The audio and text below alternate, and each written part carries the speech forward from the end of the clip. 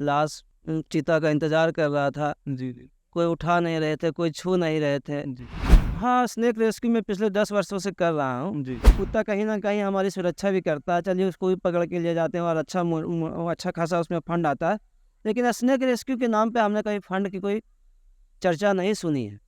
साँप काटने के बाद सबसे पहले वो ओझा-गुनी के पास जाते हैं, ओझा-गुनी के पास जब वो थक जाते हैं, हार जाते हैं, उसका पेशेंट जब है खराब होने लगता है, तब वो फिर अस्पताल आते हैं। वैसी परिस्थिति में मौत का सामना ज़्यादा करना पड़ता है।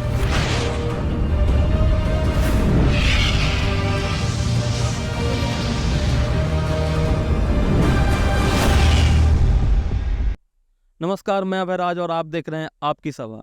आज के इस अंक में हम आपको मिलाने वाले हैं फिर से एक रियल हीरो से।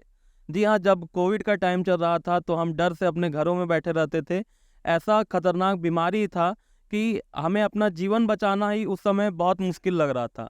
लेकिन उसी कोविड के टाइम पे जब कोरोना एकदम पीक पर था, तो एक आज हम ऐसे शख्स से आपको मिलाने वाले हैं जो लगातार शमशान घाट में लाशों को जला रहे थे। उन लाशों को जला रहे थे जिनका उनसे कुछ लेना देना नहीं था। ना वो उनको पहचानते थे, ना वो किसी तरह से उनको जानते थे, लेकिन फिर भी लगातार वो समाज सेवा कर रहे थे। तो स्वागत करते हैं हमारे आज के real hero Rocky Naval sir का। स्वागत है सर आपका इस चैनल में। आप लोगों का बहुत-बहुत शुक्रिया और आपकी पूरी टीम को और आपका ये चैनल को बहुत-बहुत धन्यवाद। जी, तो रॉकी सर, सबसे पहला क्वेश्चन आपसे मैं पूछना चाहता हूँ कि हम सभी डर रहे थे, तो आपके पास वो हिम्मत कहाँ से आया कि आप घर से निकलते थे और शमशान घाट में लाशों को जला रहे थे कि उस समय सोशल डिस्टेंसिंग इतना था कि आदमी डर से बहुत दूरी बना के रखते थे, और आप कोविड पेशेंट जिनकी मृत्यु हो जाती थी उनको आप उनका जो दाह संस्कार संस्कार करते थे, वो हिम्मत, वो अदम साहस आपको कहाँ से आ रहा था? देखिए, जहाँ तक रहा साहस का बात, तो ये साहस तो आदमी को अपने अंदर से लाना पड़ता है, लेकिन जो साहस है ये ऊपर वाले की देन होती है। मेरा ये मानना है कि हम लोगों ने जो काम किया है ये तो ऊपर वाले ने, ईश्वर ने हमको मौका दिया था और मेरे हाथ से कोई बढ़िया काम हो गया, इसलिए ईश्वर का बहुत-बहुत धन्यवाद। कोई बहुत बड़ी बात नहीं, ईश्वर चाहते तो आपसे भी कोई ना कोई बढ़िया काम करवा सकते थे, मुझसे करवाए हैं, तो मैं ईश्वर का बहुत शुक्रगुज़ार हूँ। और मेरा तो समाज से ये कहना है कि समाज जो है सो प्रत्येक नागरिक से मिलके बनता है, परिवार से बनता है, ग्राम से बनता है, समुदाय से मिलके बनता है। जी, सबको अपनी-अपनी भागीदारी निश्चित करनी चाहिए। और समाज का मतलब सिर्फ परिवार नहीं होता है, पूरा प्रत्येक जन होता है, जो भी दुखी है, जो भी वंचित है, जो भी शोषित है, जो भी पीड़ित है, उन लोगों को देखना पड़ता है। उसके लिए हम लोग आगे रहते हैं और आगे रहेंगे, इसमें कोई बड़ी बात नहीं है। जी, जब भी मौका मिलेगा, कोरोना आया था, चला गया, हम तो भूल गए, लेकिन उससे प्रेरणा लेके आगे भी काम करेंगे। जी। तो सर, आपको साहस आ जाता है, आप निकल जाते फील्ड में काम करने, लेकिन एक जो परिवार होता है, जो आपका परिवार होगा, वो इस चीज़ को कैसे एक्सेप्ट करता था? क्या उनको डर नहीं लगता था? देखिए, प्रत्येक परिवार में, प्रत्येक समाज में, देश में, विदेश में, सृष्टि में प्रत्येक मनुष्य का जो होता है व्यवहार अलग-अलग प्रकार का होता है। मेरा परिवार अगर मेरी बातों को नहीं मानेगा, मेरे सोशल सोशल काम के बीच में अगर बाधा उत्पन्न करेगा, तो मैं वैसे काम में परिवार का ही विरोध कर दूँगा।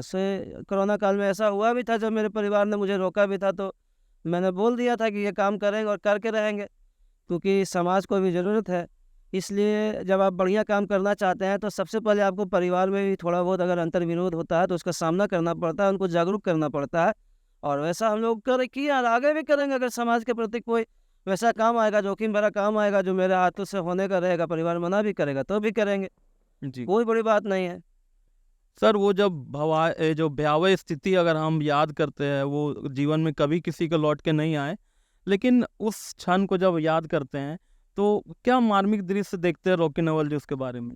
देखिए, वो ऐसा समय था, चूँकि हम लोग भी नए व्यक्ति थे, संजोग ऐसा बना कि हम लोग यहाँ पे आए, लाश चिता का इंतज़ार कर रहा था, जी, जी। कोई उठा नहीं रहे थे, कोई छू नहीं रहे थे। जी। संजोग बन गया, कर दिए, लेकिन वो परिस्थिति बहुत ही भयावह थी, चूँकि परिवार का साथ नहीं दे रहे थे, लोग एक-दूसरे का साथ नहीं दे रहे थे। चूँकि एक नई बीमारी थी, कोई गाइडलाइन भी नहीं था कि कैसे इसका, समाज का दोष नहीं है, जी। समाज का दोष नहीं है, चूँकि गाइडलाइन नहीं था। और गाइडलाइन नहीं होने के कारण लोग के बीच में भ्रामक स्थिति उत्पन्न हो गई थी कि हम सटेंगे तो हमको कोरोना हो जाएगा, वो सटेगा तो उसको कोरोना हो जाएगा, उससे फैल जाएगा। और ये जो है, ये भ्रामक स्थिति उत्पन्न हुई थी, इसीलिए लोगों में थोड़ा डर थोड़ा ज़्यादा था, तो कोई अपने बाप को भी पिताजी के लाश को भी छोड़ के चला जाता था, तो कोई अपने परिजन के लाश को, पड़ोसी के लाश को नहीं देखना चाहता था। जी, तो मेरा मानना है कि इसमें समाज का दोष नहीं है। वो ऐसी स्थिति थी कि लोग भयावह परिस्थिति से गुजर रहे थे, और आने वाले समय में आप देखिएगा कि कोई भी वैसे विकट परिस्थिति आएगी तो समाज के प्रत्येक व्यक्ति में से ढेर सारे ऐसे व्यक्ति होंगे जो आगे बढ़ के समाज का मदद करेंगे, मुझे पूरी उम्मीद है। जी। एक और सामाजिक जो सेवा है उससे आप जुड़े हुए हैं। आप सांप रेस्क्यू करते हैं, इसके बारे में हमें जानकारी मिली। तो सर उसमें आपको कितना खतरा रहता है? वो कैसे प्रोसेस पूरा चालू होता है उसके बारे में बताएँ? हाँ, स्नेक रेस्क्यू मैं पिछले 10 वर्षों से कर रहा हूँ। जी, और खतरा का बात है तो खतरा तो हर काम में, बाइक चलाइएगा तब भी खतरा, मोबाइल यूज़ कीजिएगा तो उसमें भी खतरा, ब्लास्ट हो सकता है, कौन सा बड़ा बात है। कुछ भी काम कर रहे हो उसमें खतरा, यही खड़ा है पीछे से कोई सांप आके काट लेगा, बिजली गिर जाएगा। खतरा तो हर जगह व्याप्त रहता है। आप खतरा को किस स्तर से कैसे लेते हैं? आप खतरा को लापरवाही से हैंडल करने जाइएगा तो खतरा आपके लिए 4 गुना, 5 गुना, 10 गुना हो सकता है।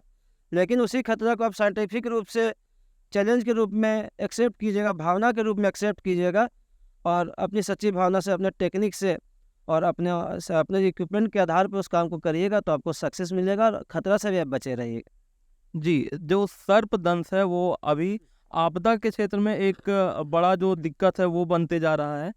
आपको जब कॉल आता होगा कि यहाँ सांप निकला या कुछ, तो आप जाते होंगे। ये हो सकता है यहाँ से गिरिडीह से आप दूर भी जाते होंगे, तो आप गाड़ी से जाते होंगे, अपना जो सारा इक्विपमेंट लेके जाते होंगे। तो सर उसका जो खर्चा है वो आपको कौन देता है? देखिए, आप जो काम कर रहे हैं स्वेच्छा से कर रहे हैं। आपको समाज के किसी व्यक्ति ने मजबूर नहीं किया है कि आप किसी के घर में जाइए और किसी जहरीले सांप का रेस्क्यू कर लीजिए। जी, ये भावना आपके दिल से आई है। चूँकि संवैधानिक प्रक्रिया में कोई ऐसी व्यवस्था भी नहीं है कि स्नेक रेस्क्यू के नाम पर सरकार की तरफ से आपको कोई मदद मिले। और सामाजिक संगठन जो होते हैं वो मदद के नाम पे नंगापन करते हैं। अगर आप बरसात के दिनों में ये ज़्यादा होता है, बरसात के दिनों में हमें बहुत ज़्यादा गिरिडीह से 60 किलोमीटर, 70 किलोमीटर दूर दूर तक जाना पड़ता है। उस परिस्थिति में मुझे अपना पॉकेट से पैसा लगाना पड़ता है। लेकिन ठीक है, मेरी परिस्थिति जैसी भी है, हम पैसा लगाते हैं। लेकिन कोई व्यक्ति अगर लाचार रहा, अगर किसी व्यक्ति से पैसा मांगने चला गया कि 500, 600, 200, 500 हमको दे दो, हम जाएंगे, तो फिर उसका प्रचार होगा और उस व्यक्ति की बेइज्जती होगी। तो वैसी परिस्थिति में जो सोशल वर्कर होते हैं वो या तो अपना काम को छोड़ देते हैं या फिर अपने पॉकेट से या फिर अपना कमाई का जो शुद्ध बचत का जो पैसा होता है उसको उपयोग करके रेस्क्यू करते हैं।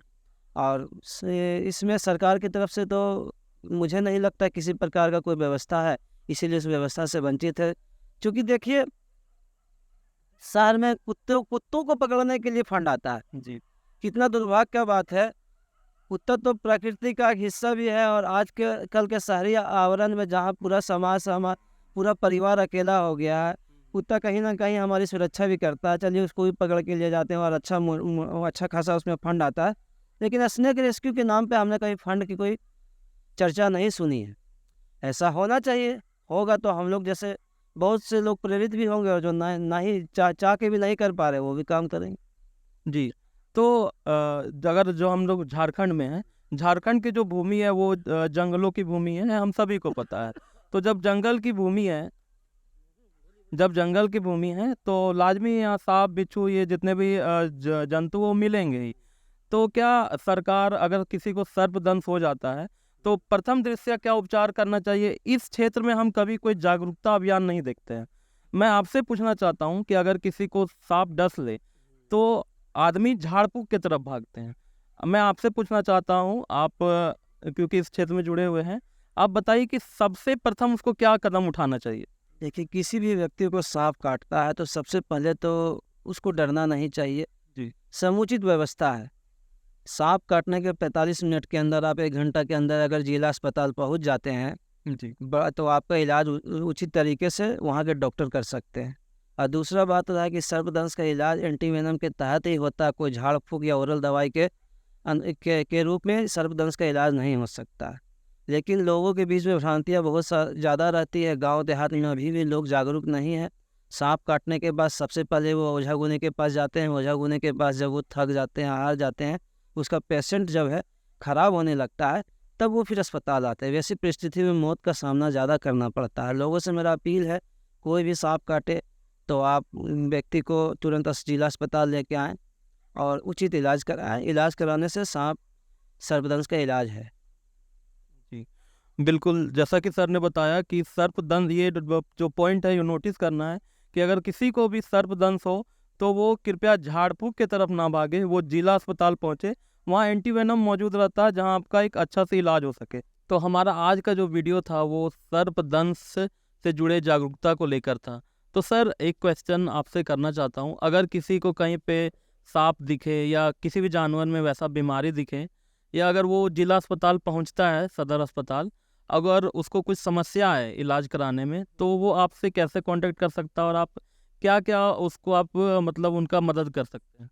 देखो भाई, मदद तो क्या करना है, जी, सांप का मामला जो है उसमें हम मदद कर सकते हैं जागरूकता के कारण, सांप का रेस्क्यू कर सकते हैं। वैसे भी जो भी काम से लोग हमको फ़ोन करते हैं, हमसे जो बन पाता है वो काम करते हैं। ब्लॉक दौड़ना, सदर अस्पताल दौड़ना, जिला अस्पताल दौड़ना, कहीं भी दौड़ना है तो साथ जाते हैं, किसी लड़का को दे देते हैं। काम जो जल्दी होने का रहता है वो प्रयास करते हैं। मेरा नंबर है 8709382668। वैसा कोई मामला होगा, अगर लोगों को लगेगा कि हम उसका मदद कर सकते हैं तो हमसे कॉन्टैक्ट कर सकते हैं, हम उनका मदद करेंगे। कोई बड़ी बात नहीं। जोहार। जी। जय हिंद। तो आज हम थे रॉकी सर के साथ। मिलते हैं नेक्स्ट वीडियो में। जय हिंद।